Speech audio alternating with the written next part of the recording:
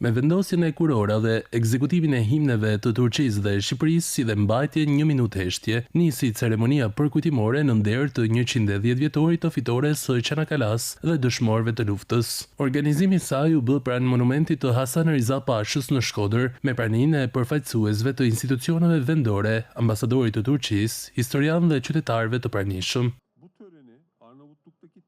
Organizimi i kësaj ceremonie në përmendore në Hasan Riza Pashës, e vetmja varrezë dëshmorësh turke në Shqipëri, ka një kuptim të veçantë për ne. Përkujtoj me respekt Hasan Riza Pashën, i cili e mbrojti me guxim këtë qytet të lashtë në kushte të vështira dhe e shënoi emrin e tij në historinë dhe zemrat e popullit shqiptar dhe atij turk. Fitoria e Çanakkale-s, e cila është rezultati i vullnetit dhe vendosmërisë së kombit turk për të mbrojtur atë dhënë dhe ekzistencën e tij në Anadol, ka qenë një nga pikat kthes të historisë sonë dhe me luftën tonë të pavarësisë dhe krijimin e Republikës sonë. Kombi ynë i ka deklaruar mbar botës se nuk do t'i nënshtrohet pushtimeve dhe vështirësive dhe se do të ruaj unitetin dhe integritetin e tij në të gjitha rrethanat. Fryma e Çanakkale-s, që është një epope e sakrificës së madhe, heroizmit dhe guximit dhe dëshmisë se një komb mund të qëndrojë pa lëkundër kundër të gjithë botës, ku është e nevojshme, vazhdon të hedhë dritë mbi të ardhmen tonë.